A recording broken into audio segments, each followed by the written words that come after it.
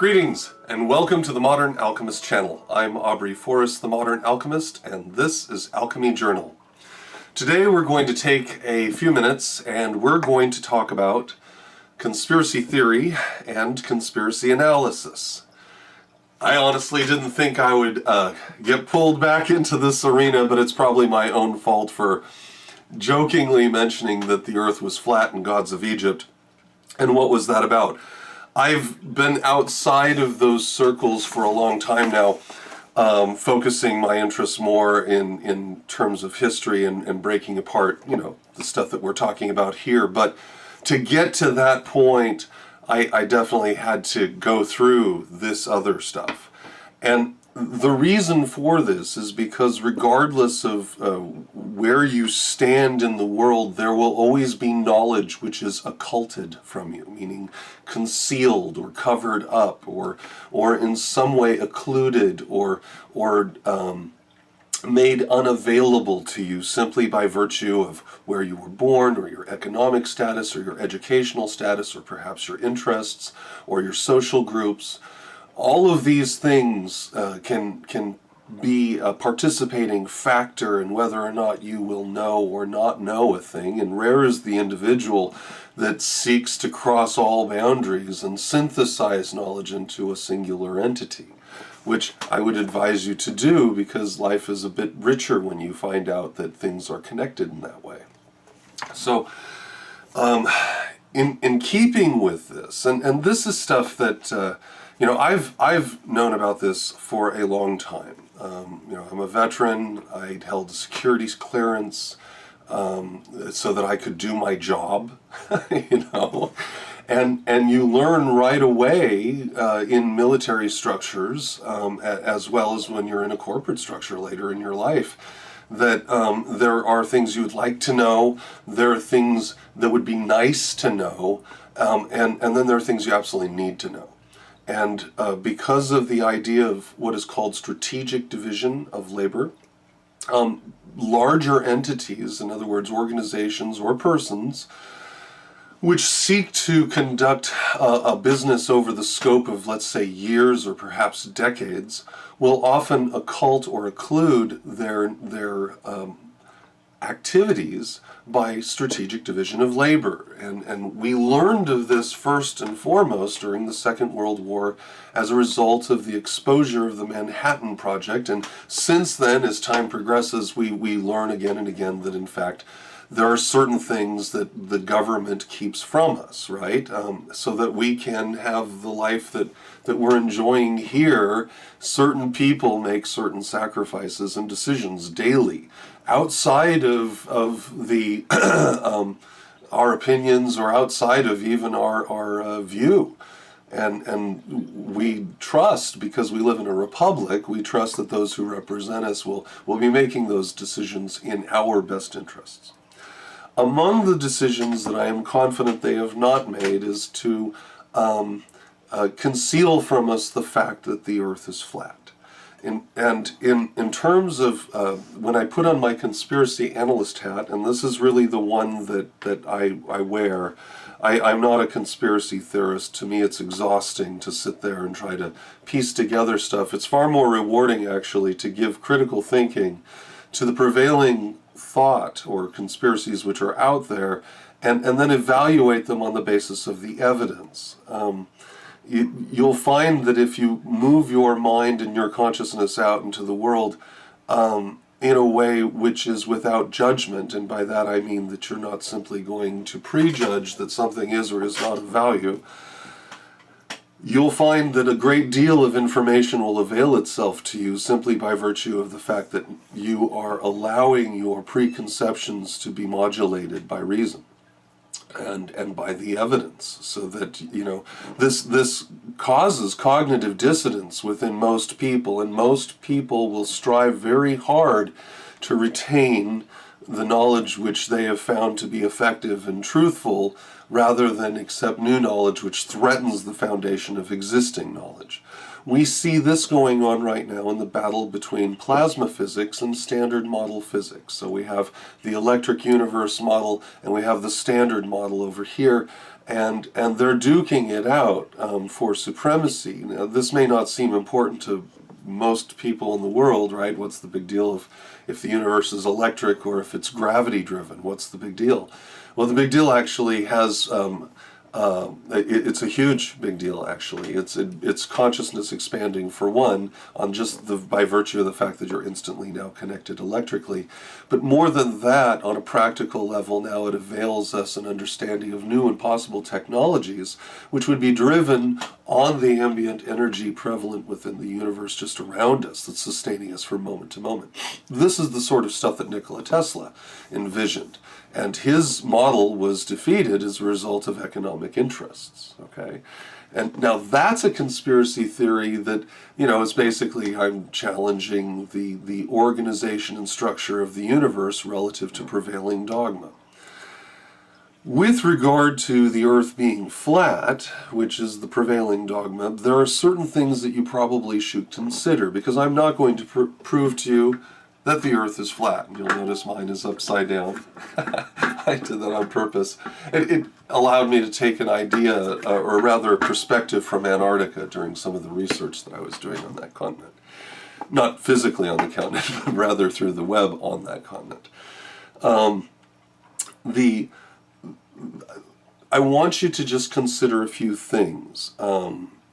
Because I'm not going to prove that the Earth is round or flat. And this is the beauty of most really elegant conspiracies, right? The best ones are unprovable. So the evidence will be compelling, however, you simply could never arrive at a proof as to what really happened. And this is a broad spectrum. I don't need to enumerate the number of conspiracies out there that are unprovable, but I'm sure you've encountered them on your own searches through the web. In order for a conspiracy to function, it has to have some grounds within actual reality. So with regard to the Earth being flat or not, this is what my perspective is. What would it take to convince and train the militaries of the entire planet to agree upon the fact that the Earth was flat and not seek to take advantage of that? In other words, me having been in the Navy and having been at a point in the ocean where for 2,000 miles in every direction there was no land, which is definitely a moment with divinity. I got to tell you, to see a sunrise 2,000 miles in all directions, no land. The nearest land was 2.5 miles straight down. That was often the joke. We could always go hit a time at the sandy beach, like a grape, because that's what you get squished down to. But and to see the ecliptic of the solar system with Mercury and Jupiter, and it was just amazing, right?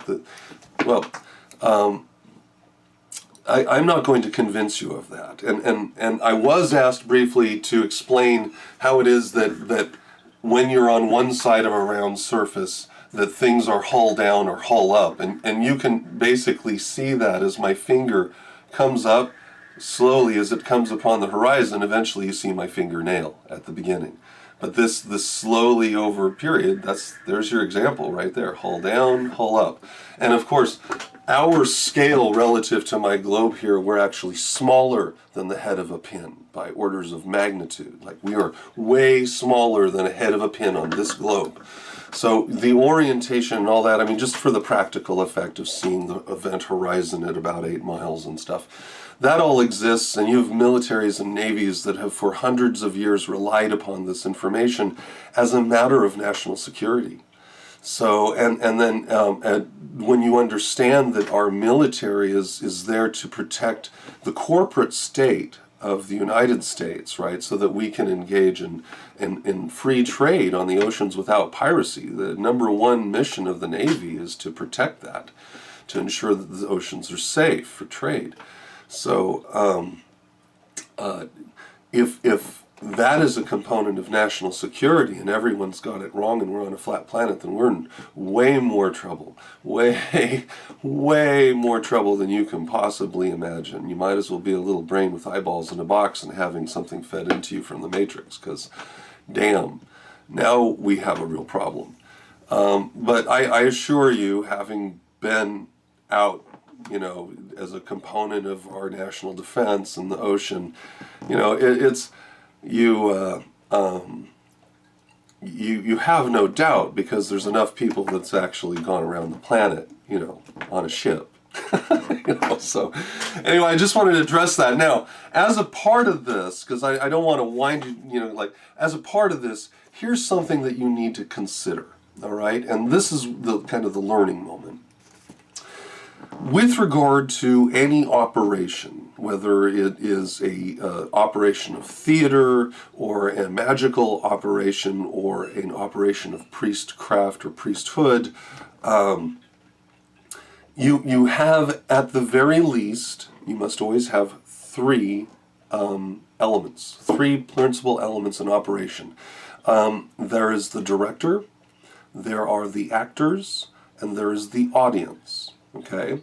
Now this will help you when you want to break down whatever occulted information that you're looking at. And what you then do is you recognize that each one of these people, as we move down by tiers, has lower and lower degrees of knowledge relative to what's actually going on.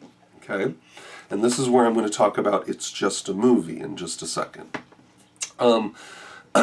So, the director must have absolute knowledge of everything that he wants to achieve relative to the presentation of that event, that film event, those moving pictures, okay?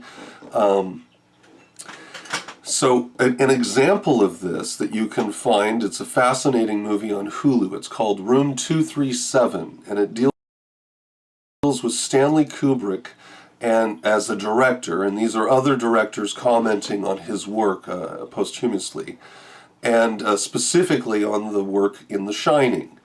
And Kubrick would spend hours orientating things like cans so that the Indian head would face relative to the camera. And I have to tell you, as a YouTuber who's producing a channel that I take great care to make sure that the camera only sees what I want it to see, as should anybody out there, right? If you're directing for yourself or for others, you are in fact controlling the field of vision and therefore the consciousness of the audience. And it really doesn't matter what's going on over here, right? The point is to see what's within frame. And everything within the frame is important.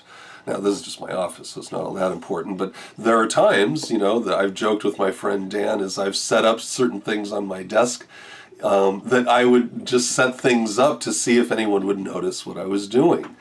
And the purpose behind that is because this is a learning channel, and I'm trying to pattern for everyone what's actually going on out in front of them all the time. So the director then has complete and absolute knowledge of what's going on, all right? You could tier it up one more level and say there are producers, okay?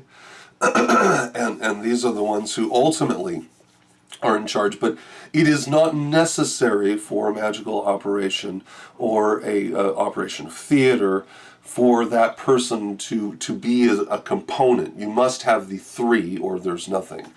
So as it moves down, then the actors may or may not have understanding of what they're participating in. They may have understanding only from a selective point of view, which is enough for them to conduct themselves as actors. So, does this mean that when, actors in Gods of Egypt, let's say, are doing their roles and they know that they're sort of flubbing what Horus is about, does that matter? For them, is it just a movie? They can do what they need to do as long as they understand the motivation of their character. It will help them more as actors, and for those of you who are actors, it will benefit you greatly if you have a study of mythology, because you'll find out that Shakespeare and everyone else to and from utilize those archetypes as a means of communicating storylines which are important to our collective unconscious reservoir. The actors themselves then benefit only in terms of performance relative to their understanding of the role, but they can execute the role as two-dimensionally as they need to in order to simply have the action have its required component. And then the third component is the audience. And the audience doesn't need to know anything. To the audience, it's just a movie. And that's where, for me, it becomes a matter of defining what a movie actually is, right? Because if the movie is simply a means of making money by putting on a make-believe play and using special effects, then and you know, in truth, or no special effects, or just telling a story with just people, that is all true. On the most objective level, that is all that's going on, is that there's words on a page, that the pages together are called a play, or a screenplay, or whatever it is, or perhaps it's a novel that's then been adapted, and then this adaptation is then further interpreted by the director, who hones that down, perhaps, if based on need for time, right? The point then is the audience doesn't need to know what it is that it's observing. It only has to register it in consciousness. And the reason that it is important is because then it becomes part of popular consciousness, which is why I love pop culture. Why I think it's ironic that people criticize pop music, because it's popular, meaning more people would rather listen to that, or at least tolerate listening to that, as opposed to something else. So those songs then become further embedded into our own mind, our consciousness. Each of these add elements and layers to us as audience members, and they become the foundation of our thinking. So this is then where it just being a movie stops, because we have memories of movies. And the truth is that for some people, Yoda is more important than Jesus Christ. And more people may actually have an idea of what Yoda has had to say about the universe, as opposed to like Jesus or other spiritual personages like the Buddha, perhaps. You know, it's these creations of fiction bear weight within the mind of popular consciousness. They are cherished icons, you know, and they are stories which we hold as examples of things that may represent the best or the absolute worst of ourselves. Now, it just being a movie, then, the idea, it can proceed forth further, because the movie itself is not simply the conduct and speech of the actors, but where they are acting. It is the context wherein they reside as characters or individuals, or if it's a documentary, that's even more important, because it gives you a sense of presence. It gives you a sense of where you are. And it invites the audience unconsciously into the movie. And this is why movies like Inception are so valuable as teaching tools, because they provide for us the means by which the director and the actors are telling the audience this is actually what you are experiencing. Well, dreams, they feel real while we're in them, right? It's only when we wake up that we realize something was actually strange. Let me ask you a question. You never really remember the beginning of a dream, do you? You always wind up right in the middle of what's going on. I guess, yeah. So how did we end up here? Well, we just came from the, Think about it, Ariadne. How did you get here? Where are you right now? We're dreaming? And what you are experiencing is a dream. This is what movies ultimately are, because they are an appeal to the unconscious or subconscious mind. They unfold exactly as dreams unfold, where you fall asleep and the action begins, and the action moves as it needs to, and the mind, the rational mind, slumbers away and says, meh, yeah, I guess they did that. And that's because that's what's happening. And it allows you to flow. Well, certain movies have done this so effectively that they have altered the consciousness of entire populations. And what I mean by this is, for instance, back in the 70s, when I was growing up, Saturday Night Fever, that movie and line dancing transformed not only the United States, but Europe. When I would go to my family and visit them in Holland, I have some of the most wonderful memories of my cousins putting on the Bee Gees soundtrack for Saturday Night Fever, and we all practiced line dancing together, and disco dancing, and everything was awesome. It was an alteration of consciousness presented by a single movie about a complete loser who has value only in one thing, and that is to win this dance, and then he discovers that the world is a bit larger than just that. It is our story told in terms that are larger than us and sometimes smaller than us.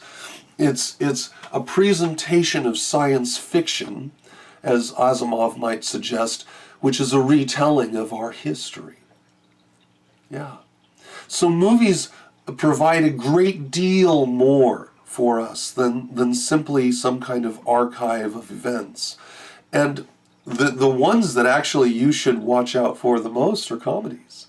This is when the director and the actors are able to catch the audience unaware by showing them just how silly some of the stuff is that we actually do. And through the course of comedy, we become more accepting, because comedy is not threatening. It's the tool of this star. It's the god of laughter is the one who seeks to lighten our spirits. And so that then is by necessity what comedy is about. It is consciousness changing. I mean, you remember our vice president not so recently declared the value that he found in shows like Will and Grace. When things really begin to change is when the social culture changes. I think Will and Grace probably did more to educate the American public than almost anything anybody's ever done. Now, this is a vice presidential endorsement of a half-hour television show that concluded some time ago, and yet it brings to fore the idea that this still is a component of prevailing consciousness. Because most of his audience that was listening to him speak was aware of what that show even was. So when looking at all of these things, it is important then, and my goal here is to just provide you some tools. Another thing for you to consider, especially when watching videos on YouTube, is the level of production value. Now, I don't want to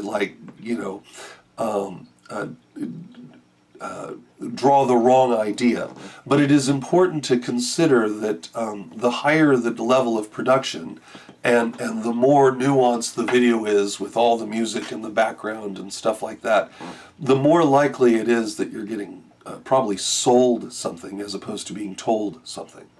And this was largely my experience when I was doing a bit of research on this flat earth stuff. Most of it was very psychologically orientated to cause anxiety and fear and mistrust, and it made me feel really gross, actually. It took me a couple days to shake that feeling, because when I work in my study, I try to dip into that consciousness reservoir and see what people are actually feeling and thinking as I study the material. It makes it more meaningful. It ties that knowledge to me a bit more personally, and makes it possible to retain it for longer periods of time and access it when I want to. It's part of what I call the art of thinking, but we'll talk about that some other time. So In conclusion, then, I want you just to consider the following other things, in addition to the three elements, and what those elements do relative to each other. The director creating all of the structure, having all the necessary knowledge to conduct the events as necessary, and direct the actors who only need some knowledge so that they can be witnessed by the audience who have absolutely no knowledge of what's going on, nor are they required to. However, audience members that do develop knowledge as to what they are watching will find themselves deeply moved often. I do. I am moved often by the beauty of the execution of some of the stuff that has been put together. I can't wait later this week. I'm hoping to get that Deadpool video out to you. And I'm definitely going to be doing a lot more in coming days. As you can hear, I'm still a little bit, got a little bit of a head cold. It was terrible earlier, but I digress. So, in addition to this, then, I want you to think about what is the cost, okay? What is the actual cost of concealing this knowledge, and what is gained by maintaining the obfuscation of the truth? So, for instance, here's a valuable one to consider. In the early 70s, George C. Scott and Marlon Brando put together a wonderful movie. I highly recommend it. It's called The Formula. And it deals with post-World War II conduct of the United States and other corporate entities relative to the discovery of synthetic oil during World War II. And that this information was concealed, lost, and then rediscovered only to be concealed again. And it's the source of the story. I'm not going to spoil, I hope I didn't spoil too much of it, but the idea is, if there was some kind of synthesized petroleum product out there, what would you do with it? How long would you do what you do with the regular stuff, and what kind of things would you promote in order to create an environment of scarcity so that your profits would continue to rise? I mention this because oil is incredibly cheap right now, and I am surprised how few people are actually talking about that, and the mechanism which drives that, which is amazing. It's discussed in this movie. So marvelously by Marlon Brando, actually. So, there's something to consider, right? What would be gained, what would be lost by concealing the truth? And then how would you slowly integrate the truth so that people wouldn't go, hey, wait a second, Like, what do you do when the truth will out? Which it will. As the bard has said, the truth will out. So eventually that genie will get out, and you need to be able to deal with that when that happens if you've been conducting yourself with obscurity. So the other thing you should think about is who gains from this and who loses, and what is the net value of the gain. Usually financial gains are not nearly as important relative to legacy gains, where you're able to ensure that not only your bloodline, but other bloodlines are able to maintain themselves as a result of the decisions and conduct which you engaged in. Okay? That is where wealth is generated as opposed to riches, and there's a vast difference. Riches are temporal. They go away when you die. Wealth persists as part of legacy. Those who desire to maintain or generate wealth will think in terms of decades, not days or weeks or months. And that's one of the things that I kind of want to also address, is just that how we've been taught to think.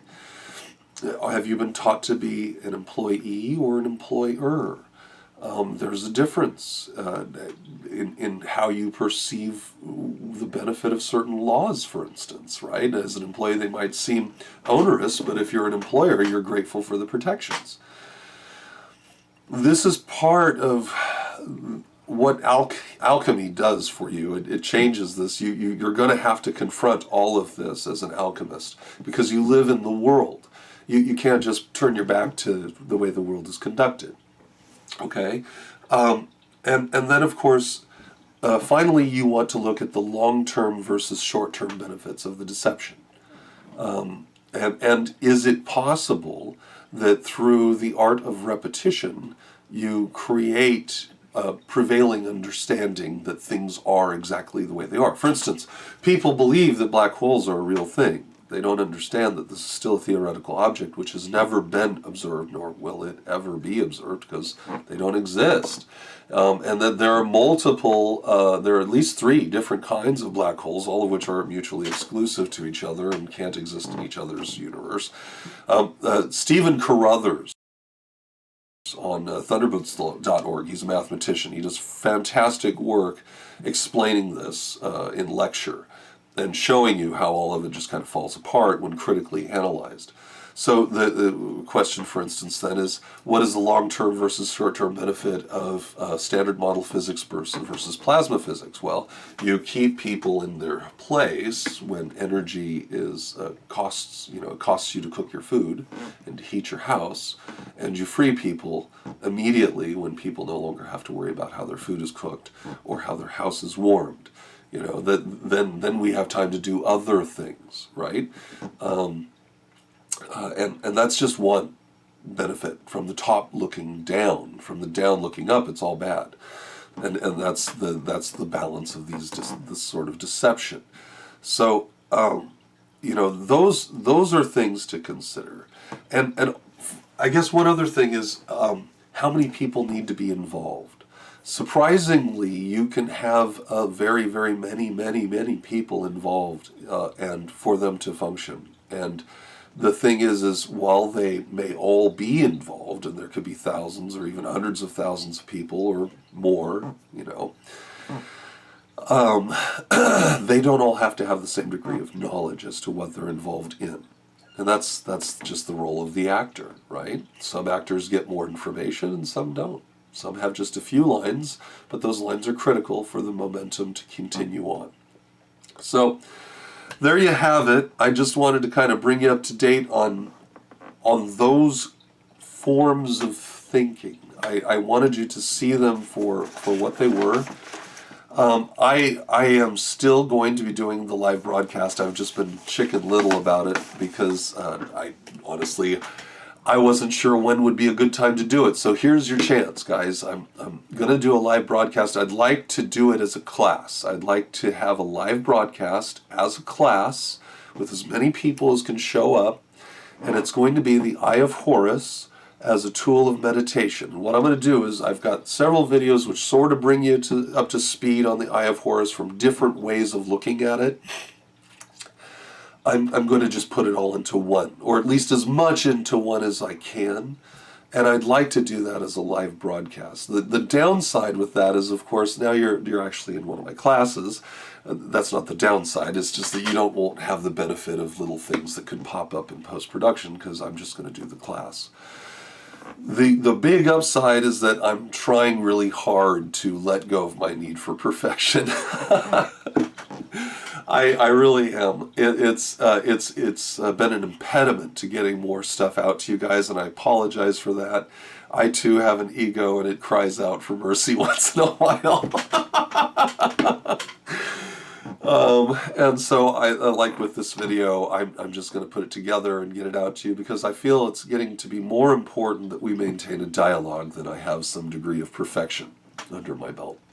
So I hope you'll tolerate that and embrace it with me as I blush.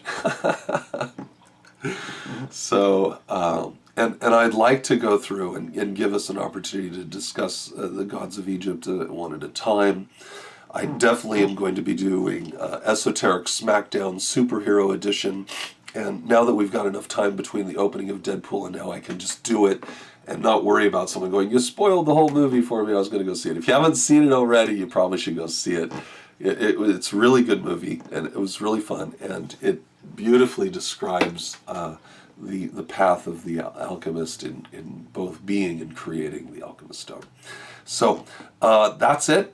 I'm going to pop this out on the web. I really, you guys are so awesome. I have been getting such epically positive feedback. I thank you for all the emails. I am going to be getting to these Ask an Alchemist. I'm not going to try to get them all fancy so that I can get some more of these out to you. And I really wanted to assure you that Earth is round. The simplest solution for the alchemist is always the truth, more often than not. And the simplest form wherein a thing may be created is a sphere. This is old knowledge for you, you guys, old. This is long time confirmed. That the simplest form of life, of an organizational structure that could even breathe and begin life, is spheroid in nature. And so that's that. I'll talk to you later. You guys have a wonderful day, and I'll see you tomorrow, hopefully, with another episode of either Ask an Alchemist or Alchemy Journal. We're going to muscle through all this stuff together, and hopefully, as we grow together in this channel, you'll continue being patient with me. I'll talk to you later. Bye-bye.